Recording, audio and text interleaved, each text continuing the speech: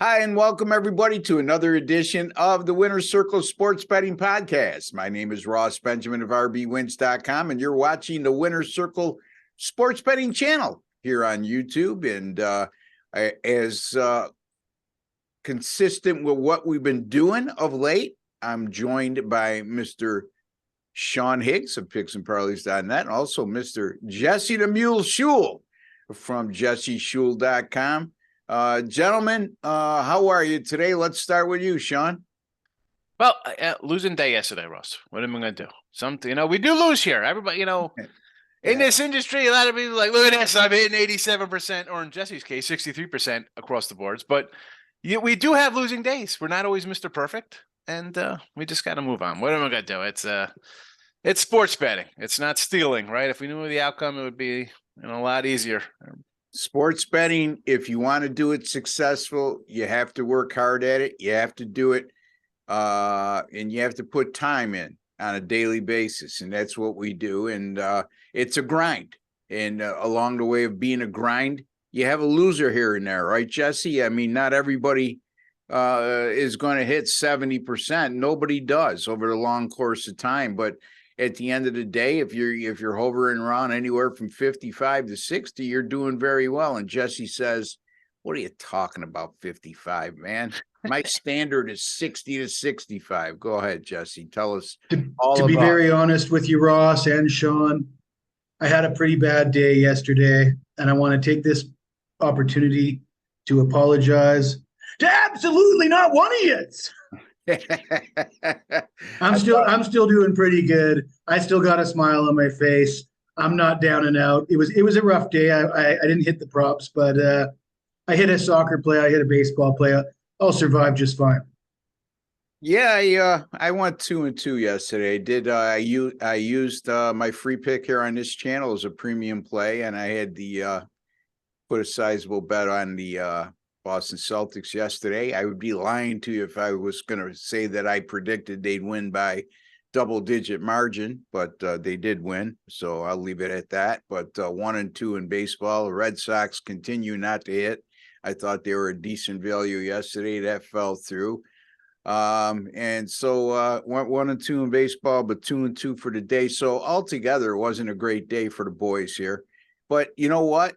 We've been doing this a long time, and we bounce back with a vengeance all the time. So, let's talk about what we've seen so far. You know what I say, Ross, like that, because you got to bounce back days. I always say, you're in a car, right? Everybody's worried about what's behind you. Everybody's looking in the rearview mirror. It's a tiny little mirror, right? And your windshield's the whole front. You got the whole day ahead of you to look forward to. Exactly. That's the way. And in this, you have to you can't have an elephant's memory. It's got to be like, oh, we turn the page, literally, move on to tomorrow. Yeah.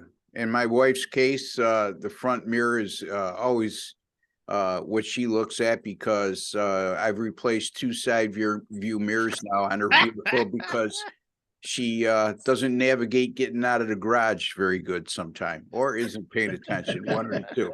In any event, boys, again, now we talked about this yesterday. We will be talking about Boston and Miami game 2 on tomorrow morning show. Today we're talking Major League Baseball. We're going to cover 3 games today. Jesse's going to have the Mets at the Cubs, Sean, the Dodgers at Atlanta, and I'm going to be covering the Baltimore Orioles and New York Yankees. So 3 real good matchups. But let's veer back a little bit and talk about what we saw yesterday. And then what we talked about yesterday too is what happens if Boston wins? What happens if they extend this game beyond 4 games? What would their line be in game 5? And you gentlemen made some projections that were pretty close, 6.5 or so. I said 4.5 to 5, but I also prefaced it by saying, if Boston comes off a blowout win by chance, we could see something similar to what we saw in the first 2 games. And lo and behold, the Celtics -8. I mean, it's a heavy number, guys. Jesse, your thoughts? Just early thoughts, not a pick, but just your early thoughts. Does it shock you it's that high? I mean, it doesn't shock me, Ross. Like I said, I was predicting 6.5. Yeah. I wasn't predicting the Celtics to win in a blowout. And like I said, I think there's a lot of people out there that believe that not only can they win Game 5, but they can come back and win the series. I think there's a lot of belief in the Celtics right now. Probably not from this side of the table as much. The 8 is looking pretty juicy to me. And, we look at Game 5s in Miami's previous series against Milwaukee for what I expect to see in Game 5 in Boston. Okay. So early lean, I think where he's going early is a lean toward Miami, but that's yet to be seen. We'll talk more in depth about that tomorrow morning. Sean, your thoughts? Yeah, I thought it'd still be, even with a decent sized win, you figure it'd be like 6.5. But it's coming back to a big blowout win. They were 8-point favorites in Game 1, 9-point favorites Game 2, 4-point road favorites Game 3. I can't believe it's still this high. I mean, I have to take the Heat in the points. But I don't know. As much as I said, which I agree with Jesse, like, all right, money line the Heat up next game. And again, here comes the tinfoil hats with our flat Earth map logo on it. The NBA wants to stretch. Let's be honest, man. Come on, they do. That's the truth. That was whatever. So, I don't know. I'm Ross. We've bet basketball long enough, and the NBA joke is everybody makes that run. It's ridiculous. Now I threw out my script after the Lakers got swept. Yeah, that was shocking. But this one wasn't that shocking. But again, at a pick 'em -120, I'll take Miami. This game, I'll take the points because I don't trust it. It's Boston. They were 8 and 9-point favorites, and 4 on the road. They're obviously the better team technically by the odds maker standards. They just haven't performed on the court. But I don't know. Give me the points in Game 5, or what's this? Game 6 now. Game 6. Well, I mean, there's been 8 games played in the conference finals in the NBA, 4 in the East, 4 in the West. All 8 times the underdog is covered. So these gentlemen are leaning toward that theme continuing. 5. So we'll see. We'll talk more in depth about that tomorrow. Anything else in the world of sports betting, guys, that comes to your mind, that you'd like to discuss? Don't hesitate to bring it up. Folks, we will be going live within the next month. So you'll be able to contribute as the show goes on and ask us as many questions as you want. And we won't be confined to a time frame like 40 minutes like we are now. So if we go a little longer, we do. So looking forward to that. But in any event, Sean, anything else in the world of sports betting that just an interesting topic that you would like to touch upon, or just move on? We got what, a couple sweeps going on the ice too as well? Yeah. Well, is that what? Yeah. What a crazy finals. We could have 3 sweeps and a gentleman's sweep. Yeah, there's to me, I'm a purist, so a Las Vegas in Florida final in the NHL Stanley Cup just doesn't seem right. I don't know why. Nothing against that fan base or nothing against those organizations, but growing up as a kid, if you would have told me that there would be a team in Florida and a team in Las Vegas and they'd be playing in the Stanley Cup final in 2023, I would have told you you're out of your mind. But no, if they told you as a kid, Rush, you'd be like, "What are you talking about? We're all gonna be dead in nuclear war in 5 years from the Russians in 1950." I'm not dead. Get under your desk. Get under your desk. Oh, man, exactly. Anyway, I know one thing: screw Albert Einstein and his theories. So. Are you trying to say that Ross was in Dallas, Texas with an umbrella standing at the grassy knoll? Like I said, Jesse, screw Albert Einstein. If you were pretty good yesterday, Ross. You were on point. We're not worthy. I just had to do that because Jesse likes to give it to me once in a while. I give a little back. It's all in fun, folks. All in fun. All right, let's take a look at the games we're going to discuss today. Let's start with the Mets and Cubs. And right now, the Cubs are a -115 favorite. And the total, Jesse, 6.5. Slated starting pitchers: Senga for the Mets and Marcus Stroman for the Chicago Cubs. This game goes at 7:40 Eastern time. Jesse, take it away. Tell us what you're thinking here. Well, the Mets have struggled. They've been bad. The Cubs haven't been much better, but they've been a little bit better. Marcus Stroman, former Blue Jay, I'm quite familiar with him. Of course, as a Canadian, I'm a bit of a Blue Jays fan. He's got some nice numbers, 3-4, ERA of 3.05, but I kind of feel like his numbers are maybe a little bit of a mirage. He doesn't win a lot of games. He doesn't get a ton of strikeouts. But I'm a little bit concerned with the 30-year-old Kodai Senga going for the Mets. He's been a little inconsistent of late, and they pushed back his he was supposed to start yesterday. Yeah. They pushed his start back. Now, apparently that's just for extra rest because in Japan, they only pitch once a week as opposed to once every 5 days. But apparently he's been pushing back against the team because of that. He wants to go every 5 days like the rest of the guys, and they're not letting him. So there is a little bit of, out of the rhythm maybe for him. But at the end of the day, the Mets 3-10 in their last 13 road games. They're 20-42 in their last 62 at Wrigley. Close to a pick 'em. I'll take the Cubs at home in this one. All right. So Jesse Schul, he likes the Cubs -115 at home over the Mets. Again, a little bit of a risky play when you consider the fact the Mets did lose yesterday 7-2 at the Cubs, but that ended a 5-game win streak. The Cubs, like Jesse alluded to, struggling of late, 2-7 in their last 9. And Senga on the road at 6.30 ERA and a 1.75 WHIP in 4 road starts, not very good. Well, Marcus Stroman, 2.79 ERA, 103 WHIP in 5 home starts. So I lean toward where Jesse's going with this, Sean. What about yourself? Well, I had the Mets yesterday, and Senga got scratched. They were like a little 105 fave, but I'm thinking, you know what, Mets playing. They had won 5 in a row, so I'm like, they're turning the corner. Supposed to be a good team. Today, I look at this total though. To me, it's the total gets a look at 6.5. Now, do we have like tornado conditions? Is the wind blowing in that much in Chicago? 6.5. Yeah, I respect these guys. Stroman I like a little more obviously than Senga. We have not a big track record here in the majors, but Stroman's a decent kind of guy. He's doesn't come out with like 70 ERAs. He's always competitive, keeps you in it. How is this 6.5? What am I missing on this? There's got to be again. Is it that windy?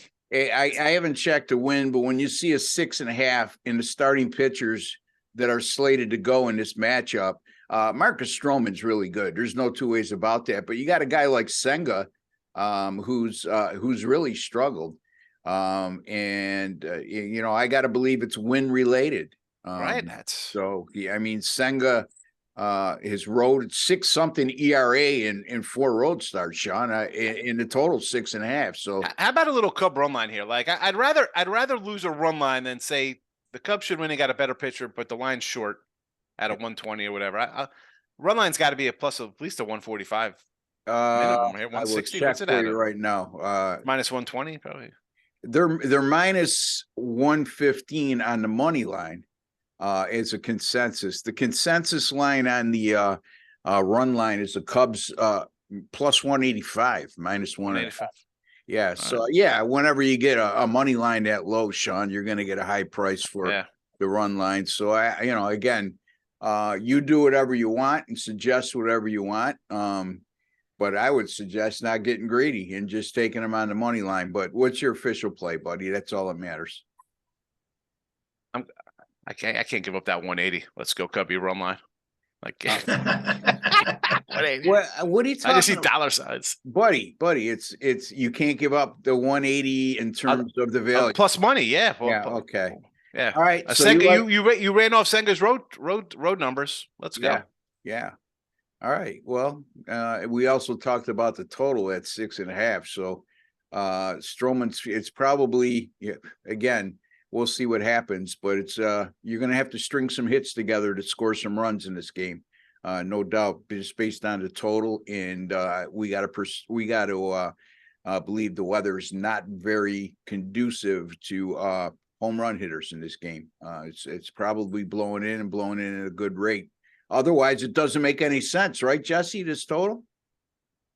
No, and I don't really, the wind. If you're betting unders just because it's windy, you can still get singles and singles and doubles and walks, and that whole trying to follow the weather thing isn't exactly an exact science. No, it's not. Very insightful, Jesse. So we know going forward, Sean, anytime there's a total of 6.5 or 7, and it's a good pitching matchup and the wind's blowing in, Jesse has alerted us all that you can get a lot of singles together and still go over the total. So this isn't football with the wind. yeah, Wind in football. And I'm not exactly confident in saying that this is a great pitching matchup. I mean, I know Marcus Stroman, nice numbers. He's certainly a decent pitcher, but he always seems to give up his 2 or 3 runs. You know what I mean? Like he seems to be consistently okay, pretty good. He's not a guy that you expect to pitch 7 scoreless and strike out 10. That's not a stat line that Marcus Stroman delivers very, very regularly at all. So yeah. I mean, his ERA for the season is 3.05. Yeah, 3.05 and 2.79 at home. So yeah, I see what you're saying, Jess. Because if you look at his logs for the season, he has given up 2 runs, earned runs or less in 2 and 2, 3, 2, 4, 2, 4, 5 out of his 8 starts. But like Jesse said, I mean, he's also prone to giving up runs at times. 4 earned runs in 4 2/3 against Oakland, 4 earned runs in 5 innings against San Fran, 5 earned runs in 5 innings at Cincinnati. So yes, he could be. I mean, based on his ERA and his numbers and his log, you'd call for him to go 6 innings and allow 2 runs. Yep. Right.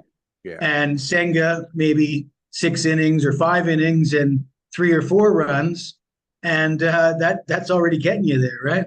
Yes. Bullpen gives up a run and you're there. Stroman actually averages 5.6 innings pitched per start, and Senga at 5.4. So right all along the lines of what you just said, Jesse. And the bullpens, the Cubs bullpen over the last 7 games, 6.45 ERA, 1.79 WHIP. And the Mets bullpen 5.55 ERA and 1.52 WHIP. So you can get 5 good innings out of these guys, and this game could still go over because it's so low and the bullpens have been struggling. So all right, there you go. All right, so we're going to get to the next game, and that's Sean's game, which is the LA Dodgers and the Atlanta Braves. And Sean, the Dodgers have won the first 2 in the series. It'll be Tony Gonsolin going against Bryce Elder, 7:20 Eastern time, first pitch scheduled for. And Atlanta right now is a -120 money line favorite. The total's 9. What do you got for us, my friend? Yeah, and I gotta say, I had the Braves in both of their first games here against the youngster. I thought Charlie Morton, we got a little pitching edge here versus a rookie, and then I got Strider. I'll go a little run line. Yeah, not meant to be. I gotta lean Dodgers here just because the Braves look like they're in a little funk, and I think the pitching's definitely a little problem for them today. And listen, Elder's having a great season. I mean, you can't complain about a guy who has a 1 ERA on the season, whatever he has, a 2.06. But I'm going to lean Dodgers here just based on what we've seen the last couple nights here. The Braves, listen, I don't care who you are. You could lose a couple games in a row.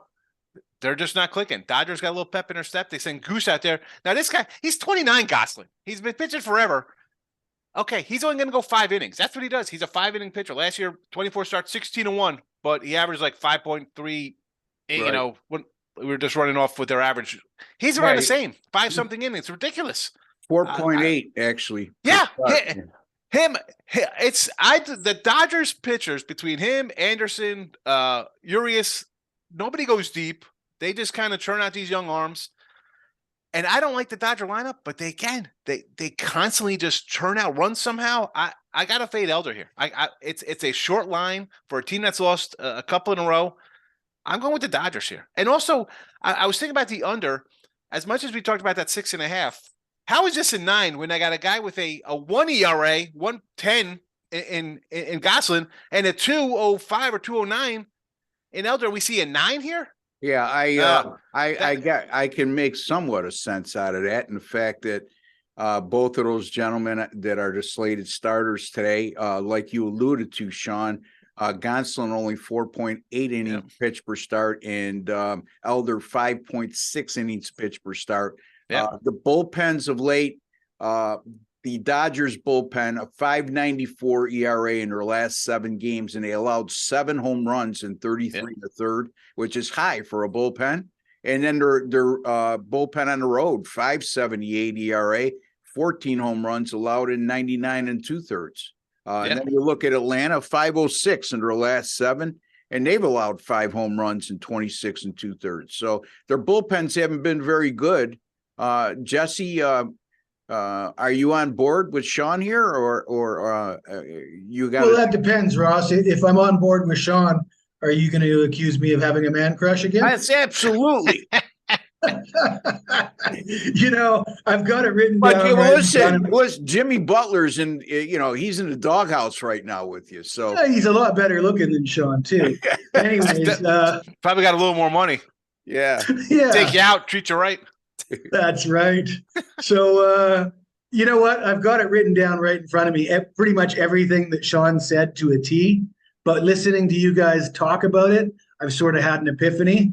And I think this sets up perfectly for Dodgers' first 5. Yep. If you could get the +0.5 for 150 or less, or in that affordable, doable price range that Ross Benjamin will allow me to even talk about, then I would lean towards the +0.5 for the Dodgers, or if it was a little too expensive, just straight up money line at close to a pick 'em probably, and the under at 4.5 or 5 are the best line you could get there for the first 5 as well. Yeah, I'm tending to agree with you, Jesse, in terms of looking at the first 5, but you're saying take the Dodgers in the first 5. By the way, the Dodgers are -105 in the first 5. And in terms of the money line for the first 5, 105. So spreads, let me see here. What are they if you want to take the half run? -140. So you're that's a fair price for me. Right. I mean, I would take that. Yeah, I would have to say, based on how terrible both of these bullpens have been of late, notably how they've been prone to the long ball, and the numbers of both of these starting pitchers. Now we've said that these guys both got really good numbers. However, neither of them really go deep into games, and then you got the bullpens that struggle. I think the Dodgers in Atlanta under 5 for the first 5 innings is the way I might end up going and may end up betting. Just your thoughts, Sean, in that regard. Well, it sounds good, but the last 2 games they played here, it was 4-1 Dodgers to the end of the 5th, and 6-5 Dodgers. Yeah. So it's tricky because you see a lot of runs, but the Pens weren't that terrible giving up all these runs in these games. I don't know about it first. I mean, I'd say under, because again, the 2 pitchers I think are going to be, their numbers say they're going to go 5 and give up 3 hits and 1 run or something along those lines. But I got to take Dodgers for the game. I don't know if I'll do a first 5 here. I mean, the bullpens, and it's not just this game or series. We've seen these bullpens just across the board. They're just bad. I mean, and again, it's a league where somebody gets hot in the bullpen. That's what kind of separates a playoff team to win a division or to get hot. And right now we see a lot of bullpens. You ran down the Cubs, the Mets. I mean, we're 4 for 4 bullpens being bad the last week down the stretch. So stuff getting involved in I don't even know now. I'm so confused. I'm wrapped up here. I'm like, now I'm like, man, I'm still taking the Dodgers. I think Sean nailed it though when he said about Goslin, how he had a great season last year. His overall body of work inspires a lot more. Edler, okay, great. You come out, you have half a dozen appearances. You got a nice little ERA, but Goslin's been doing it for a lot longer, been a lot more consistent. And even I'm willing to take a leap of faith with Goslin rather than even Edler. His starts. So I wrote him down because last year he had a 172 batting average against. This year it's a 153. 15 starts in 2021, 202, 9 in 2020, a 193, 11 in 2019. These are all games he's played, a 178. So not huge numbers, 11 games, 20 games, 25 games. Again, Dodger baseball. I don't know what they're doing, but sub 200 batting average against. So it's I got to look at that. I mean, I don't care if he pitches 5 innings. Right. His first start against Atlanta this year, but he made 2 starts against Atlanta last year, 11 and 2/3 innings pitched against the Braves last year in 2 outings and only 1 earned run allowed, only 6 hits allowed. So this guy not only has good numbers against the rest of the league, but he's pretty much handled Atlanta very nicely. Why won't the Dodgers let this guy pitch more than 5 innings? He's 29 at this point. What are you going to have him throw? There's got to be. He's going to be Rich Hill and pitch 5 innings till he's 47 years old. Again, I would have to look at his pitch counts, but it doesn't appear that he walks a lot of batters. He's only walked 9 guys in 24 innings. I'm looking for a reason to give you why they've done that and pretty much kept him in the 5-inning range. And a lot of times when that happens, when you see a guy with a very good ERA, but he's not averaging 6 innings pitched per start, for an example, it usually equates to he walks a lot of hitters. And that's not the case with Gonsolin. Matter of fact, his whip is 0.92. Yes. So the only thing I could think, Sean, is there's got to be some kind of physical limitation that they're concerned about once he gets and again, Jesse, there's that thing that they look at in analytics is how guys do in the 3rd and 4th time through the order against a starting pitcher.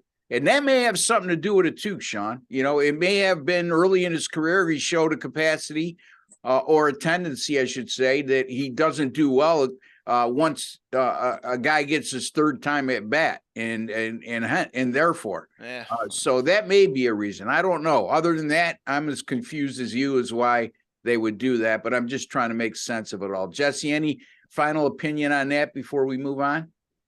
That +0.5 -140 for the first 5 just keeps on sounding better and better the more I listen to you guys talk.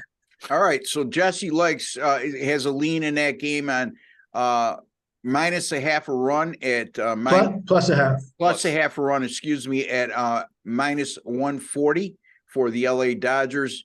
Again, Sean, if I'm hearing you correctly, you like. I'm gonna take that one. I was gonna take Dodgers for the game, but Jesse's everything we've talked about. He's got a man crush. I love Jesse's hair. I'm going on man crush. I'll take that first 5. 140 is not terrible. I could do that. I like Gonsolin, and I'm annoyed that he only goes 5 innings because whatever. That's a whole other show. We could do that when we do the live show. We could just run on for hours of my vents of what the Dodgers do to their pitchers. Let them just go 5 innings. Like, what are we doing?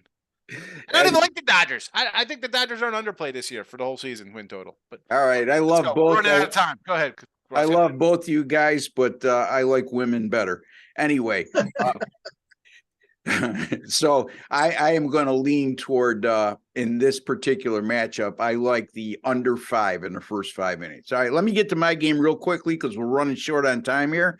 And always a good thing we have prolonged conversations, and hopefully it makes you a smarter sports better today than yesterday, which has always been our theme. The Baltimore Orioles with Tyler Wells take on the New York Yankees with Nestor Cortez at Yankee Stadium. First pitch slated for 7:05 p.m. Eastern time. Right now, DraftKings has the New York Yankees as a -130 money line favorite, and the total is at 12. Look, the Yankees have gone over the total in 8 straight games at home, and 12.8 runs scored per game. This is a Yankees ball club that scored 5+ runs in 13 of their last 16 games.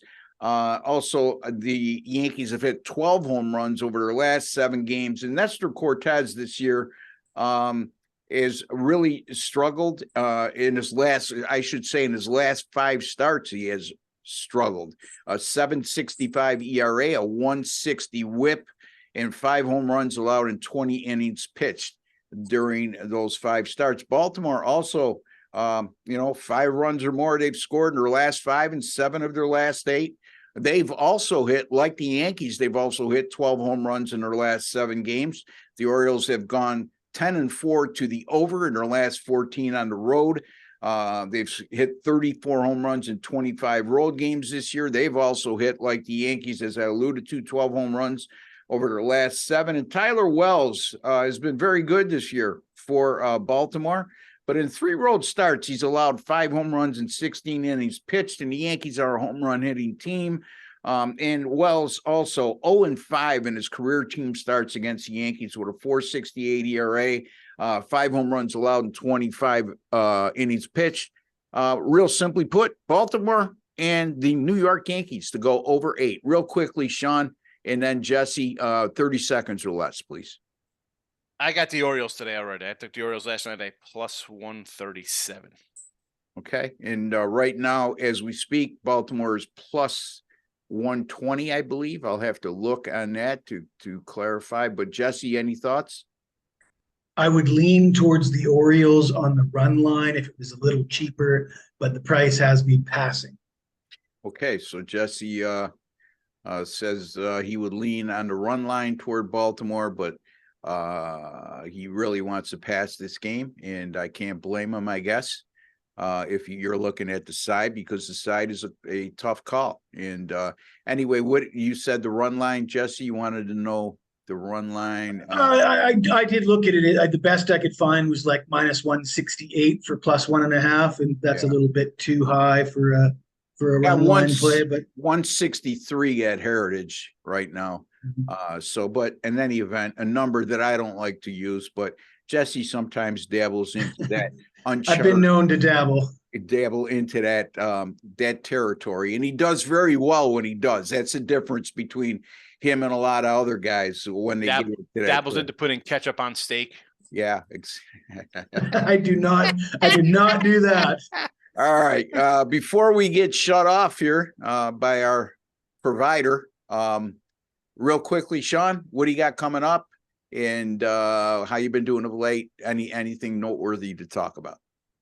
Losing day yesterday, so I'm looking to bounce back today. Major League Baseball 3-pack is up. Midday Money 7 days a week on YouTube, Facebook page, and your favorite podcast channels. Just look for Midday Money and Mr. Sean Higgs on Twitter. Come give me a follow. Say hello, Jesse. Dog Days of Summer promotion. I have hit 60% winners in June, July, and August every year for the last 5 years, for a profit of almost 80,000 units. That's almost 80 grand for dime players. You can follow me on Twitter at Jesse Shule, on YouTube at Jesse Shule Picks, and you can come see me at jesseshule.com. There you go, jesseshule.com for Jesse. Picksandparleys.net for Sean. Don't forget to tune in to Sean's daily midday money podcast on live every day, Monday through Sunday, 12 p.m. Eastern time at the Picks and Parleys YouTube channel, and also many other streaming devices across, or streaming platforms, I should say, across the internet. And Jesse, also look up Jesse Shule on YouTube. He does his own videos every day. So not only this great show, but you could check these gentlemen out flying solo as well. In any event, you can find me at rbwins.com, 35-22. There's a sight to be seen. Sean Higgs flying.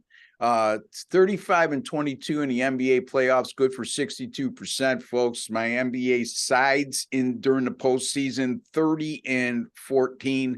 So a nice NBA playoffs I'm having, really nice actually. And again, rbwins.com, rossbenjaminsports.com, whatever you prefer. And until the next time, which will be tomorrow morning, we'll be talking game 2 of the Miami and Boston series, game 5. What did I say? Game 2, Jesse. I'm sorry. In any event, I said game 6 before, so we'll get it right one there. It's really hard to be me, Jesse. I'm glad that you're by my side through this whole tough process. In any event, for Jesse Shule and Sean Higgs. By the way, Jesse, what do we tell them to do when they see that like button? Oh, they gotta smash it. There you go. Smash that like button, folks. It just serves as a small token of your appreciation for our hard work. Also, if you have not subscribed to our YouTube channel, it's 100% free to do so. And you'll be privy to a lot of great information here from not only myself, Sean Higgs, Jesse Shule, and Doug Upstone. By the way, we went 2-0 on our Major League Baseball video yesterday on the show. So again, folks, I don't know what you're waiting for. If you haven't subscribed, subscribe. God bless and take care. And we'll see you in the morning.